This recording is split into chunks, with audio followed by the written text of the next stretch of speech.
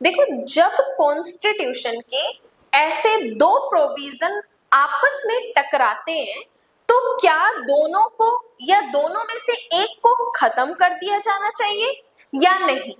बात कर रही हूं डॉक्ट्राइन ऑफ हार्मोनियस कंस्ट्रक्शन के बारे में। सामंजस्यता का प्रावधान जो है या सामंजस्यता का जो सिद्धांत है उसके बारे में हमारे कानून में क्या बात की गई है, उसे हम कब एप्लीकेबल करते हैं।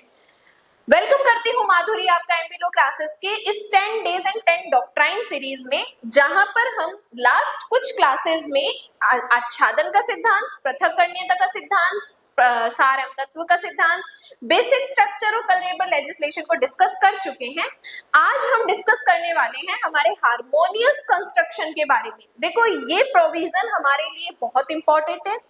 एक्चुअल में इस प्रोविजन का यूज तब किया जाता है जब दो प्रोविजन आपस में टकराते हैं। जैसे एक सिंपल एग्जांपल से बता देती हूँ कि देखो, कॉन्स्टिट्यूशन का आर्टिकल 19 क्लॉज 1 हमें कहता है कि आपको वाक एवं अभिव्यक्ति की स्वतंत्रता है, फ्रीडम ऑफ स्पीच है। जबकि अगर मैं बात करूं 19 के क्लॉज 2 की, तो इसके बारे में कुछ रेस्ट्रिक्शन लगाता है कि आप भाई ऐसे बात नहीं कर सकते, आपके ऊपर कुछ रेस्ट्रिक्शन है। तो आर्टिकल 19 क्लॉज 1 एंड क्लॉज 2 में क्या हुआ, कुछ कॉन्ट्राडिक्शन क्रिएट हुआ कि भाई क्या मैं बोल सकता हूं या नहीं बोल सकता, मेरे को बोलने का अधिकार है या मेरे ऊपर प्रतिबंध लगाए जा सकते हैं। अब दोनों प्रोविजन के जो टकराव है या दोनों प्रोविजन में जो कॉन्ट्राडिक्शन है, तो इसमें हम जो हार्मोनियस कंस्ट्रक्शन का प्रिंसिपल है वो एप्लीकेबल करते हैं। इट मींस कि माना आपको बोलने का अधिकार है, लेकिन आप इस तरीके से नहीं बोल सकते कि किसी की डेफामेशन हो, आप इस तरीके से नहीं बोल सकते कि सामाजिक शांति का भंग हो, आप इस तरीके से नहीं बोल सकते जिससे दंगे फसाद हो। तो कहने का मतलब कि माना आपको अधिकार है, लेकिन आप उस अधिकार का मिसयूज ना करें, आपके उस अधिकार से किसी को नुकसान ना हो, उसके लिए हम क्या कर सकते हैं, हार्मोनियस कंस्ट्रक्शन के प्रोविजन को या प्रिंसिपल को एप्लीकेबल कर सकते हैं।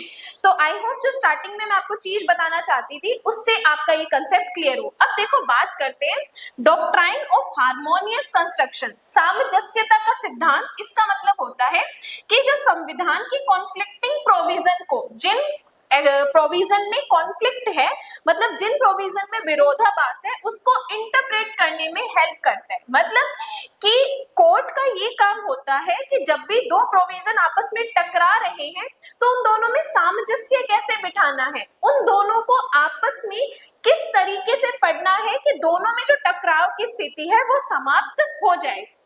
अब देखो, बात करते हैं, जब कभी संविधान या कोई कानून स्वयं अपने ही अंदर दो प्रोविजन को रखता है जो आपस में टकरा जाते हैं, उस स्थिति में अदालत ये मानकर नहीं चलती कि एक प्रोविजन को खत्म कर देना चाहिए। मतलब कि दो प्रोविजन जब आपस में टकरा रहे हैं तो कोर्ट का मेन ऑब्जेक्ट ये नहीं होता कि एक को खत्म कर दो, जबकि कोर्ट का मेन ऑब्जेक्ट ये होता है कि इन दोनों में आपस में क्या बिठाया जाए, तालमेल बिठाया जाए, सामंजस्य बिठाया जाए।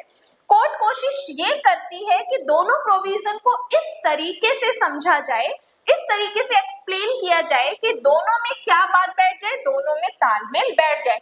अब जब कोर्ट ऐसे प्रोविजन जिनमें कॉन्ट्राडिक्शन हो रहा है, उनमें जब तालमेल बिठाने की कोशिश करती है, तो वो जिस प्रिंसिपल के माध्यम से बिठाती है उसे ही कहा जाता है डॉक्ट्राइन ऑफ हार्मोनियस कंस्ट्रक्शन।